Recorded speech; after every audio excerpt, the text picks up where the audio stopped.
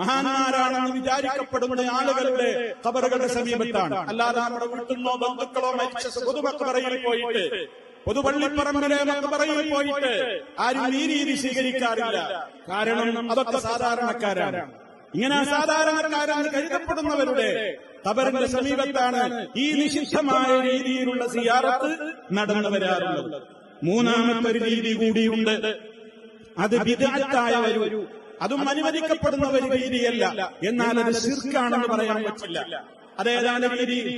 അവരുടെ ഖബറിന്റെ സമീപത്ത് ചെല്ലുന്നു, അനുവദിക്കപ്പെട്ട രീതിയിലുള്ള ഖബർ സിയാറത്തിന്റെ കാര്യങ്ങളൊക്കെ ചെയ്യുന്നു. അതോടൊപ്പം ദുആ ചെയ്യുമ്പോൾ അല്ലാഹുവിനോട് തന്നെയാണ് ദുആ ചെയ്യുന്നത്, അവരോടല്ല. പക്ഷേ ഒരു കാര്യം പറയുന്നു, ഈ ഖബറിൽ കിടക്കുന്നവരുടെ ഹഖ് ജാഹ് ബർക്കത്ത് കൊണ്ട് എന്റെ കാര്യം സാധിപ്പിച്ചു തരണേ എന്നിങ്ങനെ അവരുടെ ഹഖും ജാഹും ബർക്കത്തും പറഞ്ഞുകൊണ്ട് പ്രാർത്ഥിക്കുന്ന ഒരു രീതി. പ്രാർത്ഥന അല്ലാഹുവിനോട് തന്നെയാണ്.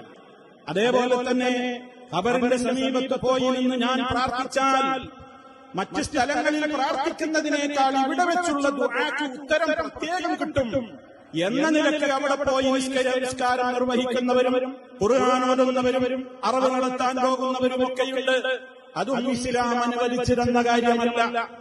മറിച്ച് മഹാത്മാക്കളായ ആളുകളിൽ നിന്ന് പൊരുത്തവും പ്രീതിയും അടുപ്പവും ഒക്കെ പ്രതീക്ഷിച്ചുകൊണ്ട് അവർക്ക് വേണ്ടി അവിടെ പോയി ആടിനെ അറുക്കുന്നതും നാട്ടിൽ വെച്ചറുത്താലും അവിടെ പോയി അറുത്താലും അവരെ വിളിച്ച് പ്രാർത്ഥിച്ചുകൊണ്ടും സങ്കടം പറഞ്ഞുകൊണ്ടുമൊക്കെയുള്ള സിയാറത്തിന്റെ രീതി ശിർക്കൻ രീതിയുമാണ്.